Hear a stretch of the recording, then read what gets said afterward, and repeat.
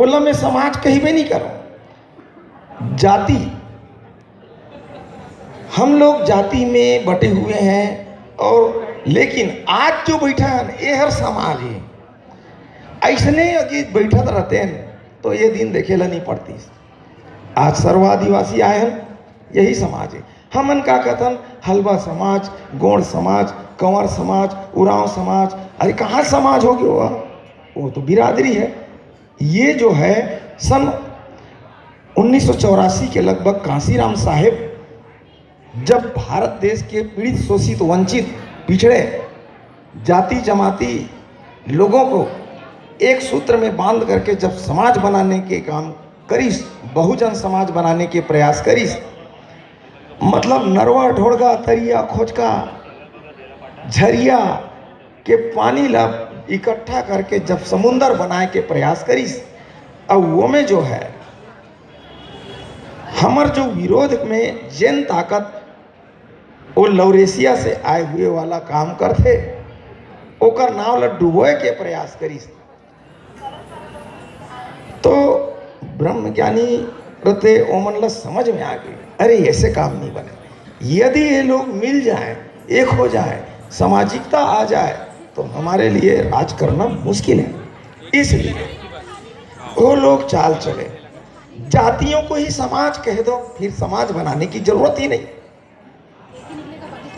जातियों को समाज बना दो, फिर समाज कहीं बनाने की जरूरत ही नहीं। हेलो दादा, मैं 2 मिनट चाहूँगा। मैं सभी युवा, देश की सबसे बड़ी समस्या काला बता है। वो शिक्षा नहीं होना, ओला नहीं बोली, नौकरी ना होना, आरक्षण नहीं होना, बेरोजगारी है तो भुखमरी है, ये सब ला नहीं बोली। जाति ही इस देश की सबसे बड़ी समस्या है। अब हम संविधान से फायदा लेबो कथन, और हमार मन में संवैधानिकता नहीं है, मतलब तो बड़ा मुश्किल है। जाति अपने जिस जाति और समाज में जन्म लिए हैं, वो उसका कल्याण करना तो हमारा फर्ज है, लेकिन हम इस तरह की शिक्षा दें जो जाति से ऊपर उठकर सोचे, समाज की सोचे, समाज बनाने का काम करे। तो इसके लिए कौन से हथियार हैं? एक संस्कृति और एक विचारधारा, एक संस्कृति और एक विचारधारा से एक समाज बनाना पड़ेगा। इसी से सुप्रीम पावर आएगी। एक संस्कृति आदिवासी संस्कृति, मूल निवासी संस्कृति, अर्जक संस्कृति, बुद्धिवादी संस्कृति, ठीक है। और एक विचारधारा, कौन सा विचारधारा? आज इस बारे में बता दूं कि आदिवासी समाज विचारधारा के नाम पर 0 सन्नाटा है, और मात्र इसी कारण हारते आए हैं। आपको विचारधारा में जाना ही पड़ेगा। चाहे आप जो है लिंगों की विचारधारा से शुरू करें, लिंगों का पारिक उपार लिंगो गौणी पुण्यम दर्शन कितने लोग पढ़े हैं? नहीं पढ़े हैं ना? तो आपका BA MA पढ़े हो तो उसको पूरा करने के लिए उसको एक बार पढ़ लो, नहीं तो सर्टिफिकेट अधूरा समझिए। बाबा साहब अम्बेडकर के साहित्य कितने लोगों के पास है? संविधान की पुस्तक कितने लोगों के पास है? मात्र आधा घंटा में पढ़ लेने लायक पूना पेक्ट की 4-5 पत्रिका किसके पास है? नहीं है तो अपनी शिक्षा को पूर्ण कर लीजिए, इन सबको पढ़ लीजिए, ठीक है। विचारधारा नहीं होने के कारण से हम एक संस्कृति में तो आ जाते हैं, लेकिन यहाँ से बाहर निकलते ही विचारधारा है नहीं है। आंदोलन को दिशा देने में, नीति, समाज में नीतिमत्ता लाने में, दुश्मन को परास्त करने में विचारधारा जरूरी है। ये विचारधारा महात्मा जी, आधुनिक भारत में सामाजिक क्रांति के पितामह महात्मा ज्योतिबा फूले से लेकर छत्रपति साहू जी महाराज और बिरसा मुंडा, पेरियार रामास्वामी नायकर, नारायण गुरु, ऐसे कई महापुरुष हुए हैं, और कुछ संत भी हुए, कई संत भी हुए हैं, वहाँ से लेकर के बाबा साहब अम्बेडकर तक आता है। आदिवासी लोगों में विचारधारा से के साथ लड़ाई करने वाला एकमात्र बिरसा मुंडा ही है। इसलिए कई लोग जो है अपने जल जंगल जमीन, संस्कृति, संविधान, संस्कृति और समाज के लिए लड़े, लेकिन सभी शहीदों में बिरसा मुंडा का ही नाम क्यों ज़्यादा ऊंचा है? क्योंकि वो विचारधारा के आधार पर लड़े, वो हिंसा पर विश्वास नहीं करते थे, वो छोटे छोटे मीटिंग को महत्व देते थे, वो दूसरों के थोपे हुए गलत बात, गलत तथ्य, गलत सिद्धांतों को नकारने का काम पहले किए। हमन कहता ना, हम एला नहीं मानन, ओला नहीं मानन, हम ये नहीं है, वो नहीं है। बिरसा मुंडा भी यही काम किया, पहले नकारने का काम, बाद में स्वीकारने का काम। बाबा साहब अम्बेडकर भी जब 22 प्रतिज्ञा दिए तो 8 जो बातें हैं पहले शुरू से अंतिम, शुरू से लेकर 8 तक नकारने का है, बाकी काम खुद में सुधारने का है। पहले नकारना है, न हर नकारात्मक बातें खराब नहीं होती, नकारना भी सीखिए। एला बोह के ले जा, हाँ जी ठीक है, ते यहाँ आके ना ते हमर वहाँ में आ जावे नाचबे, अभी का महोत्सव करत रही ने, अरे हम हमारे समाज में नाचबो भाई, तुम्हारे में का नाचबो, ठीक है ना।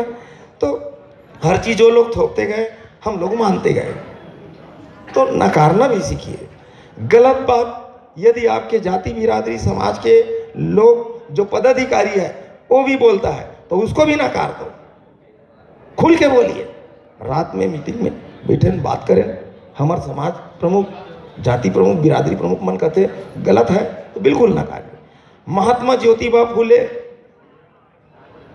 जब पढ़ने पढ़ाने का काम शुरू किया और सावित्रीबाई फूले उनकी पत्नी, तो महात्मा ज्योतिबा के फूले के पिताजी गोविंदराव फूले बोले, बेटा ये पढ़ना पढ़ाना पाप कर्म है। और सावित्रीबाई फूले को बोले कि लड़की लोगों को पढ़ाना पाप है, अधर्म है, तो एक काम छोड़ दो, और नहीं छोड़ोगे तो ऐसे पापी लोग मेरे घर में नहीं रह सकते, बहू और बेटा दोनों जो है घर से निकल जाओ। तो विचारधारा में वो अडिग थे, इसलिए बोले ठीक है पिताजी, आपकी बात सिरोधार्य है, हम अपना काम नहीं छोड़ेंगे, आपका घर त्यागना हमें मंजूर है। क्या आप लोग ऐसा दृढ़ प्रतिज्ञा अपने घर में हो पाएंगे? सत्य और गलत के विचार करके सत्य को स्वीकारेंगे और अपने परिवार को सत्य के रास्ता में लाने का काम करेंगे? मेरे घर जाएंगे तो एक भी लपड़ा थापड़ा का चित्र, फोटो ये वहाँ नहीं मिलेगा।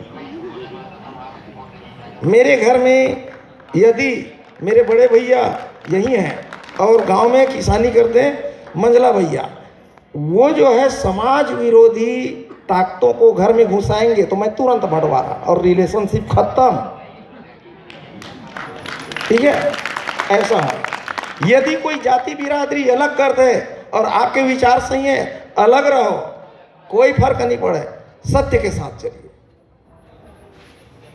ठीक है। हिम्मत आनी चाहिए। तो हर चीज़ ना स्वीकारते हैं हम लोग, हर चीज़ स्वीकार लेते हैं, नकल करते हैं दूसरे का। तो विचारधारा महात्मा ज्योतिबा फूले से लेकर के अपने महापुरुषों के जीवन दर्शन में है, उनके संदेशों में है, उनको पढ़िए। ये मात्र स्कूल की शिक्षा जो है ना, ये पेट पोसा शिक्षा है। जब तक वो नहीं पढ़ेंगे अकल नहीं आएगी, अपने और गैर की पहचान नहीं होगी, दोस्त और दुश्मन की पहचान नहीं होगी, ठीक है। तो एक संस्कृति और एक विचारधारा से हमें एक समाज बनाना है और इसी से सुप्रीम पावर आती है।